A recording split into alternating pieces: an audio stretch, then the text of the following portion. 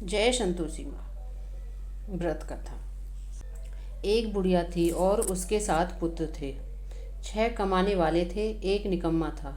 बुढ़िया माँ का 6 पुत्रों की रसोई बनाती, भोजन कराती और पीछे से जो कुछ बचता सो 7वें को दे देती थी। परंतु वह बड़ा भोला भाला था, मन में कुछ विचार न करता था। एक दिन अपनी बहू से बोला, देखो मेरी माता का मुझ पर कितना प्यार है। वह बोली, क्यों नहीं, सबका झूठा बचा हुआ आपको खिलाती हैं। वह बोला, भला ऐसा भी कहीं हो सकता है? मैं जब तक आंखों से न देखूं मान नहीं सकता। बहू ने हंसकर कहा, तुम देख लोगे तब तो मानोगे। कुछ दिन बाद बड़ा त्योहार आया। घर में 7 प्रकार के भोजन और चूरमा के लड्डू बने। वह जांचने को सिर दर्द का बहाना कर कर पतला कपड़ा सिर पर ओढ़कर रसोई घर में सो गया और कपड़े में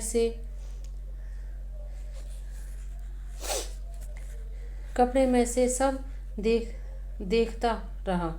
6 भाई भोजन करने आए। उसने देखा माँ ने उनके लिए सुंदर सुंदर आसन बिछाए हैं, 7 प्रकार की रसोई परोसी हैं। वह आग्रह करके जिमाती है। वह देखता रहा। 6 भाई भोजन कर उठे तब माता ने उन्हीं की झूठी थालियों में से लड्डुओं के टुकड़ों को उठाया और एक लड्डू बनाया।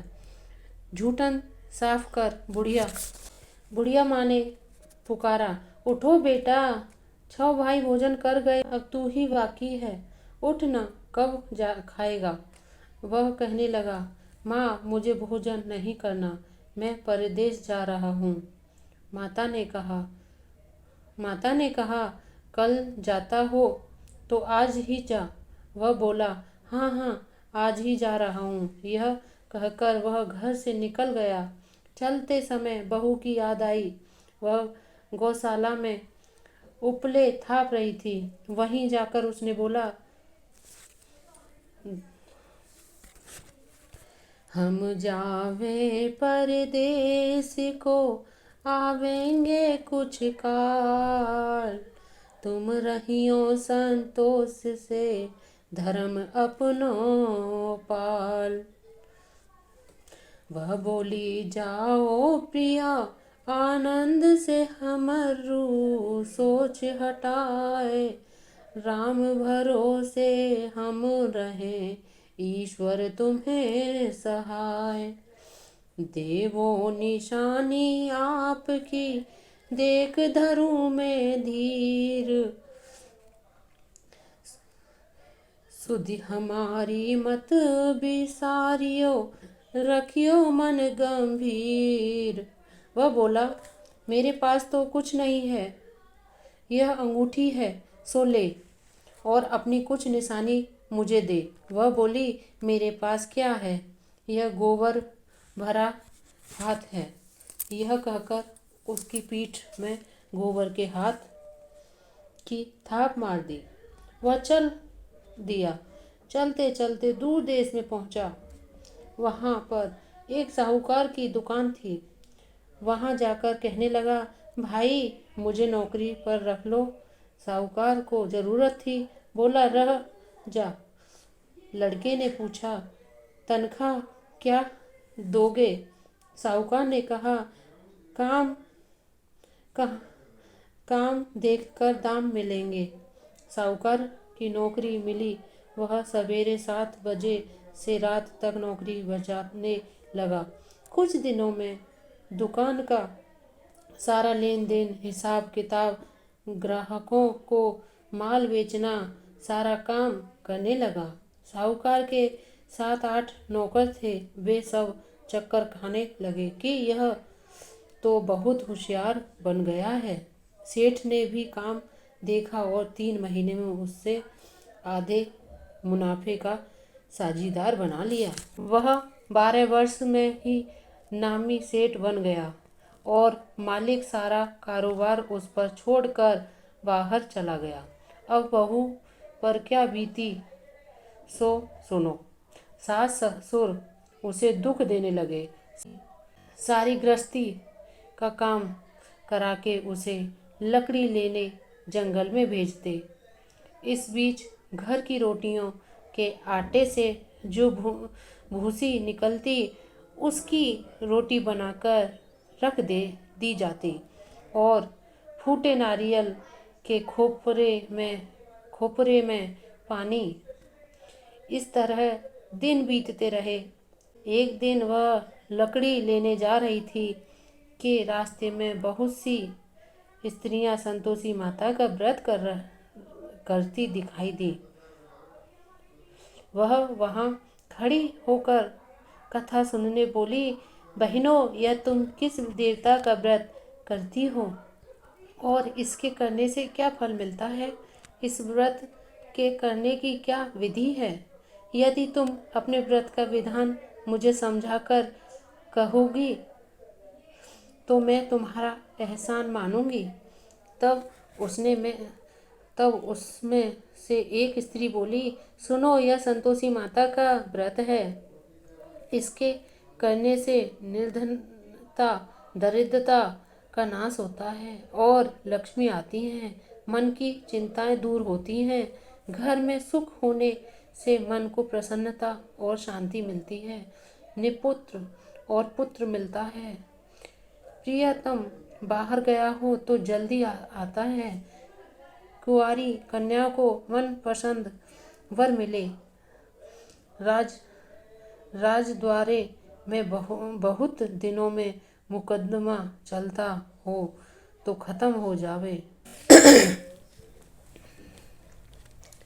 सब तरह सुख शांति हो और घर में धन जमा हो, पैसा जायदाद का लाभ हो, रोग दूर हो जावे तथा जो कुछ मन में कामना हो वे सब संतोषी माता की कृपा से पूरी हो जावे। इसमें संदेह नहीं।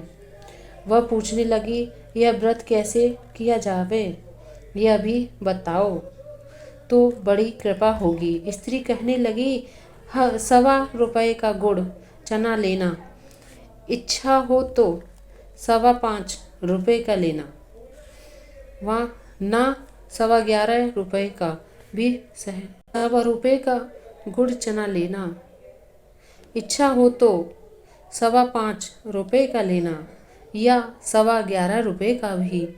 सहूलियत बिना परेशानी, श्रद्धा और प्रेम से जितना बन सके सवाया लेना।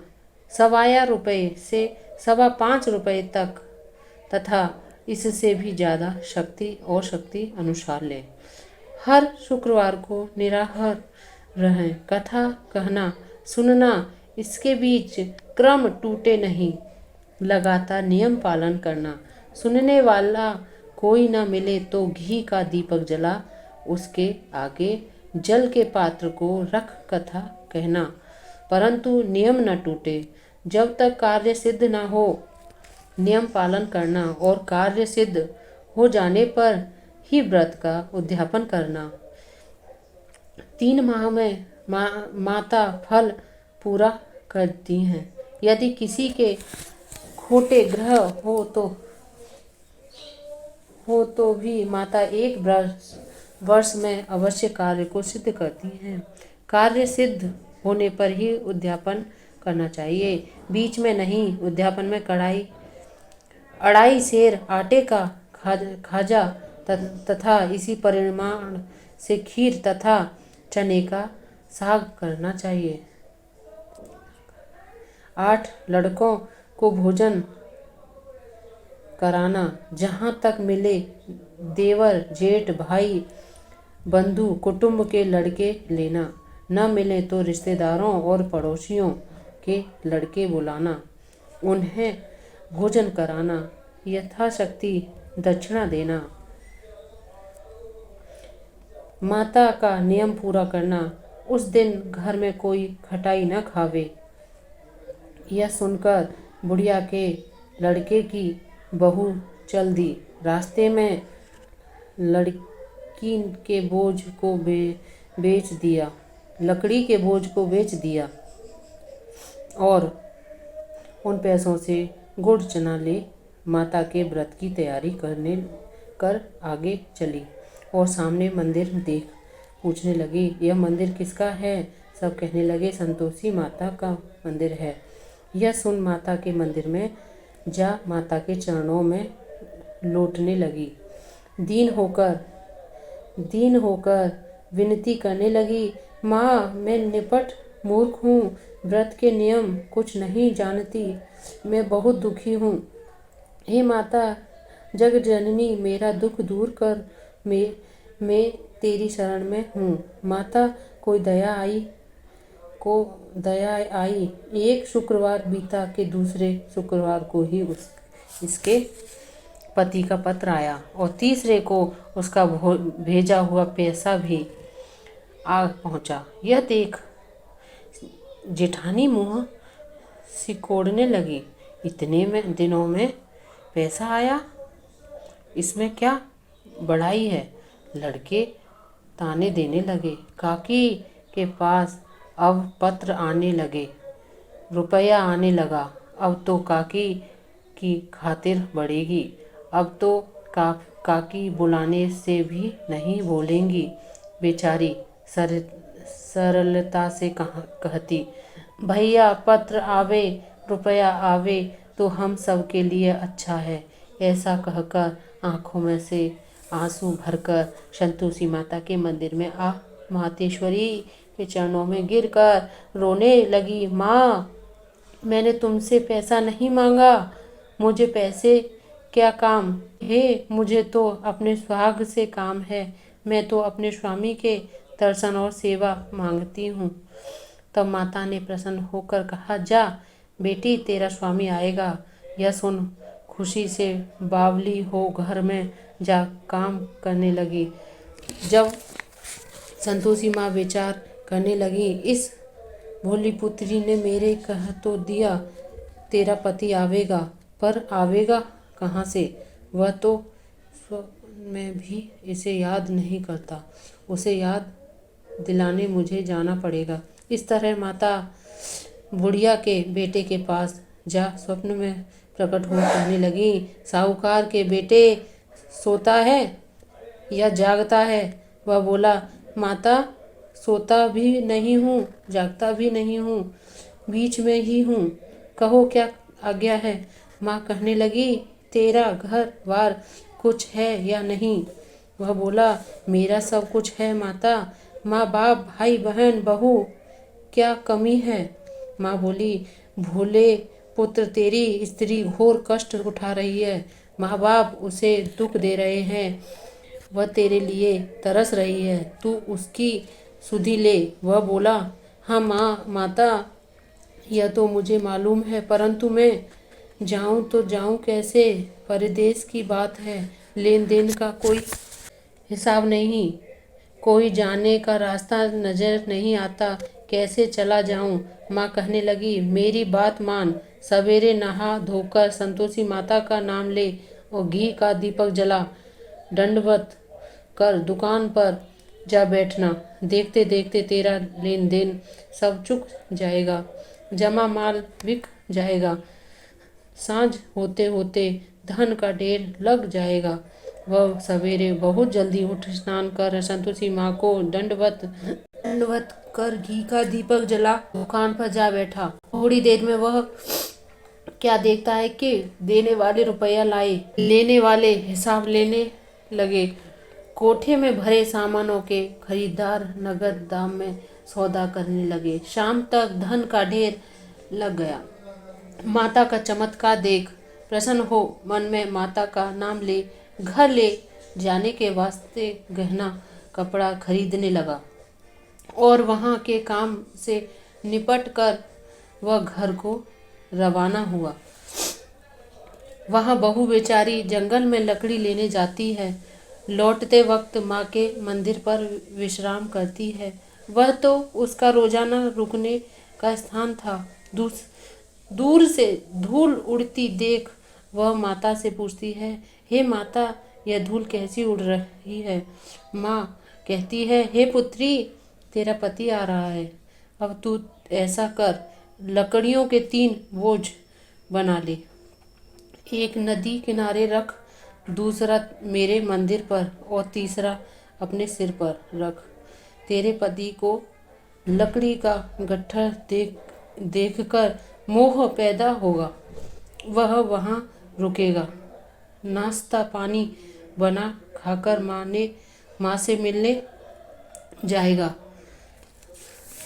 तब तू लकड़ियों का बोझ उठाकर घर जाना और बीच चौक में गट्ठर डालकर 3 आवाजें जोर से लगाना। लो सासू जी, लकड़ियाँ का गट्ठर लो, भूसी की रोटी दो और नारियल के खोपरे में पानी दो। आज कौन मेहमान आया है? माँ की बात सुन बहू बहुत अच्छा माता कहकर प्रसन्न होकर लकड़ियों के 3 गट्ठे ले आई। एक दिन एक नदी तट पर एक माता के मंदिर पर रखा। इतने में ही एक मुसाफिर आ पहुंचा। सूखी लकड़ी देख उसकी इच्छा हुई कि अब यही विश्राम करें और भोजन बना खाकर गांव जाएं। इस प्रकार भोजन बना विश्राम कर वह गांव को चला गया। सबसे प्रेम से मिला। उसी समय बहू सिर पर लकड़ी का गट्ठर लिए आती है। लकड़ी का भारी बोझ आंगन में डाल और जोर से 3 आवाज देती है। लो सासू जी, लकड़ी का गट्ठर लो, भूसे की रोटी दो, नारियल के खोपरे में पानी दो। आज कौन मेहमान आया है? यह सुनकर सास बाहर आ अपने दिए हुए कष्टों को भुलाते हुई कहती है, बहू ऐसा क्यों कहती है? तेरा मालिक ही तो आया है। आ बैठ, मीठा भात खा, भोजन कर, कपड़े गहने पहन। इतने में आवाज़ सुन उसका स्वामी बाहर आता है और अंगूठी देख व्याकुल हो माँ से पूछता है, माँ यह कौन है? माँ कहती है, बेटा यह तेरी बहू है। आज 12 वर्ष हो गए तू जब से गया है, तब से सारे गांव में जानवर की तरह भटकती फिरती है। काम काज घर का कुछ करती नहीं, 4 समय आकर खा जाती है। अब तुझे देखकर भूसे की रोटी और नारियल के खोपरे में पानी मांगती है। वह लज्जित हो बोला, ठीक है माँ, मैंने इसे भी देखा है और तुम्हें भी देखा है। अब मुझे दूसरे घर की ताली दो तो उसमें रहूं। तब माँ बोली, ठीक है बेटा, तेरी जैसी मर्जी, कहकर ताली का गुच्छा पटक दिया। उसने ताली से दूसरे कमरे में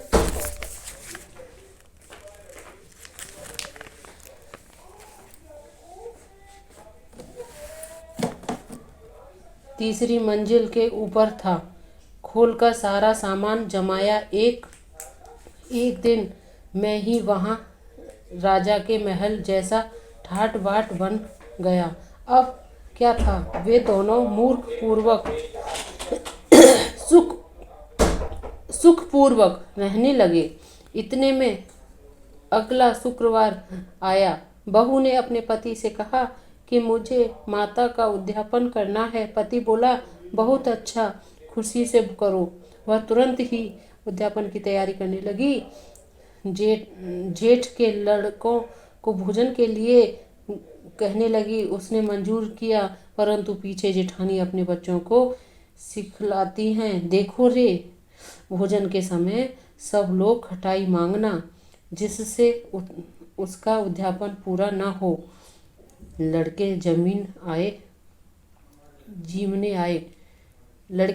आए और खीर पेट भरकर खाई, परंतु याद आते ही कहने लगे, हमें कुछ न खटाई दो, खीर खाना हमें भाता नहीं, देखकर रुचि होती है। बहू कहने लगी, खटाई किसी को नहीं दी जाएगी, यह तो संतोषी माता का प्रसाद है। लड़के तुरंत उठ खड़े हुए बोले, पैसा लाओ। भोली बहू कुछ जानती नहीं थी, सो उन्हें पैसे दे दिए। लड़के उसी समय जा करके इमली ला खाने लगे। यह देखकर बहू पर संतोषी माता ने क्रोध किया। राजा के दूत उसके पति को पकड़कर ले गए। जेठ जेठानी मनमाने खोटे वचन कहने लगे। लूट लूट कर धन इकट्ठा कर लाया था, सो राजा के दूत पकड़ ले गए। अब सब मालूम पड़ जाएगा जब जेल की हवा खाएगा। बहू से यह वचन सहन नहीं हुआ। रोती रोती माता के मंदिर में गई। हे माता, तुमने यह क्या किया? हंसाकर अब क्यों रुलाने लगी? माता बोली, पुत्री, तूने उद्यापन करके मेरा व्रत भंग किया है। इतनी जल्दी सब बातें भुला दी। वह कहने लगी, माता, भूली तो नहीं, न कुछ अपराध किया है। मुझे तो लड़कों ने भूल में डाल दिया। मैंने भूल से उन्हें पैसे दे दिए। मुझे क्षमा कर दो माँ। माँ बोली, ऐसी भी क्या कहीं भूल होती है? वह बोली, माँ, मुझे माफ़ कर दो, मैं फिर तुम्हारा अध्यापन करूँगी। माँ बोली, अब भूल मत करना। वह बोली, अब न होगी माँ, अब बतलाओ वह कैसे आवेंगे? माँ बोली, जा पुत्री, तेरा पति तुझे रास्ते में ही आता मिलेगा। वह घर को चली। रास्ते में पति आता मिला। उसने पूछा, तुम कहाँ गए थे?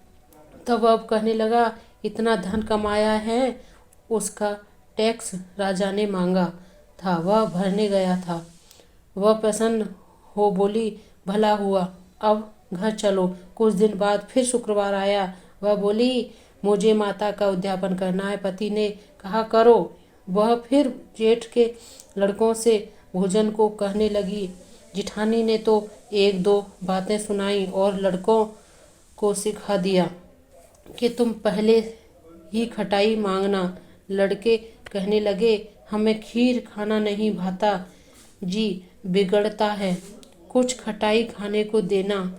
वह बोली, खटाई खाने को नहीं मिलेगा, खाना हो तो खाओ। वह ब्राह्मणों के लड़कों को लाकर भोजन कराएगी लगी। यथाशक्ति दक्षिणा की जगह एक एक फल उन्हें दिया। इससे संतोषी माता प्रसन्न हुई। माता की कृपा होते ही 9वें मास उसको चंद्रमा के समान सुंदर पुत्र प्राप्त हुआ। पुत्र को लेकर प्रतिदिन माता जी के मंदिर में जाने लगी। माँ ने सोचा कि यह रोज आती है, आज क्यों न मैं ही इसके घर चली इसका आसरा देखूं तो सही। यह विचार कर माता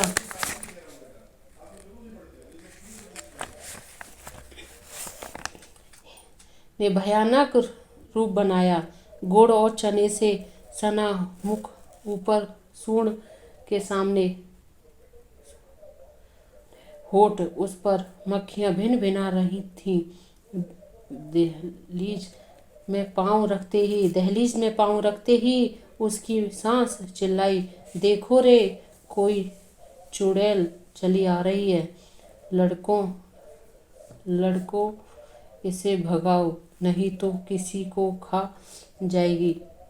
लड़के डरने लगे और चिल्लाकर खिड़की बंद करने लगे। छोटी बहू रोशनदान में से देख रही थी। प्रसन्नता से पगली होकर चिल्लाने लगी, आज मेरी माताजी मेरे घर आई हैं। यह कहकर बच्चे को दूध पिलाने से हटाती है। इतने में सास का क्रोध फूट पड़ा। बोली, राण इसे देखकर कैसी उतावली हुई जो बच्चे को पटक दिया। इतने में माँ के प्रताप से जहाँ देखो वहीं लड़के ही लड़के नजर आने लगे। वह बोली, माँ जी, मैं जिनका व्रत करती हूँ यह वही संतोषी माता हैं। इतना कर झट से सारे घर के केवाड़ खोल देती हैं। सबने माता के चरण पकड़ लिए और विनती सबने माता के चरण पकड़ लिए और विनती कर कर कहने लगी, हे माता, हम मूर्ख हैं, हम अज्ञानी हैं, पापी हैं, तुम्हारे व्रत की विधि हम नहीं जानते। तुम्हारा भ्रम भंग कर हमने बहुत बड़ा अपराध किया है। हे माता, आप हमारा अपराध क्षमा करो। इस प्रकार माता प्रसन्न हुई। माता ने बहू को जैसा फल दिया वैसा सबको दे। जो पढ़े उसका मनोरथ पूर्ण हो। बोलो संतोषी माता की जय।